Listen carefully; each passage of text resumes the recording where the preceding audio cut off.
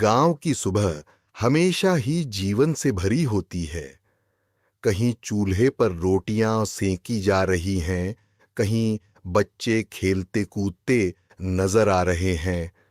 हल्की धूप खेतों पर फैल चुकी है और पक्षियों की चहचहाहट पूरे वातावरण को मधुर बना रही है। गांव के एक कोने में किसान अपने आंगन में खड़ा है। उसके पास दो बैल हैं, धनु और बलराम। धनु लंबा चौड़ा और ताकतवर, पर जरा गुस्सैल और जिद्दी। बलराम सफेद चमकदार रंग का, शांत और समझदार। किसान दोनों की पीठ पर हाथ फेरते हुए मुस्कुराता है। मेरे वीर साथी, आज हमें जंगल जाना है लकड़ियां लेने। ठंडी आने वाली है। चूल्हा भट्टी सबके लिए जलाना होगा। गांव के बच्चे पास खड़े होकर तालियां बजाते हैं।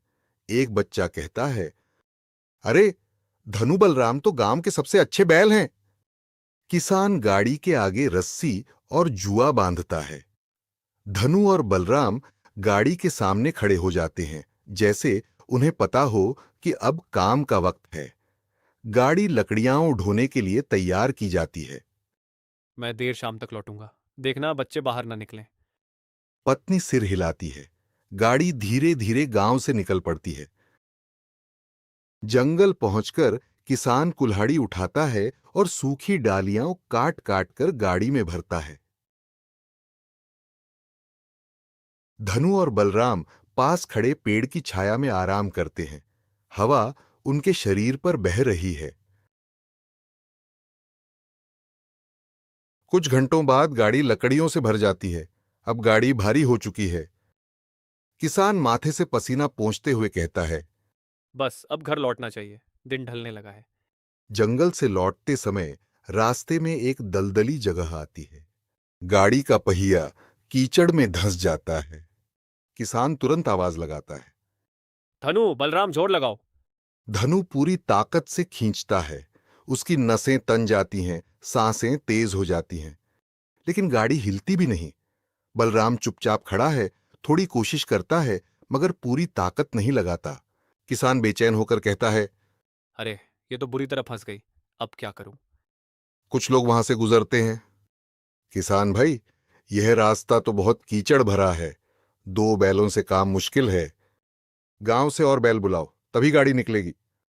किसान सिर झुकाकर सोच में पड़ जाता है। और बैल कहाँ से लाऊं अभी?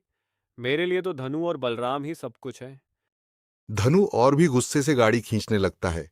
मिट्टी छिटकती है, रस्सियां तन जाती हैं, लेकिन गाड़ी और धंस जाती है।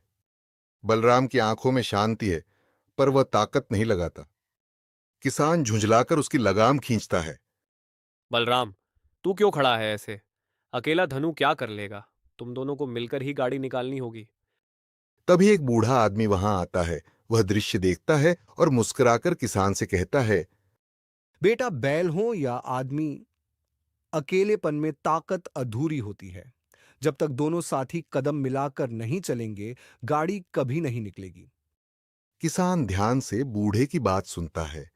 वह दोनों बैलों की पीठ थपथपाता है और नरम स्वर में कहता है। चलो मेरे वीरों, अब एक साथ कोशिश करो। धनु और बलराम एक दूसरे की ओर देखते हैं, मानो आंखों में एक समझौता हो गया हो। अब दोनों एक ही लय में कदम बढ़ाते हैं। गांव वाले हैरानी से देखते हैं। बैलों के शरीर पर पसीना चमक रहा है, मगर उनकी ताकत दोगुनी हो चुकी है। कुछ ही पलों में गाड़ी दलदल से बाहर निकल आती है। वाह, मेरे धनु बलराम, तुम दोनों ने कमाल कर दिया। गांव वाले तालियां बजाते हैं। गाड़ी अब तेजी से गांव की ओर बढ़ती है। बच्चे दौड़कर स्वागत करते हैं।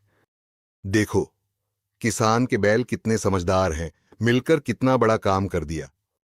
किसान गर्व से बैलों के गले में फूलों की माला डालता है। रात को किसान आंगन में बैठा है। बच्चे और परिवार उसके पास बैठे हैं। वह दिन का किस्सा सुनाता है। आज मैंने बड़ी सीख पाई है। ताकत अकेले में नहीं, एकता में है। जब धनु और बलराम ने साथ दिया, तभी गाड़ी निकली। इंसान भी अगर एकजुट होकर काम करे तो कोई मुश्किल बड़ी नहीं होती। परिवार सिर हिलाकर सहमति जताता है। बैल कोने में बैठे आराम करते हैं। उनकी आंखों में दोस्ती और संतोष की चमक है।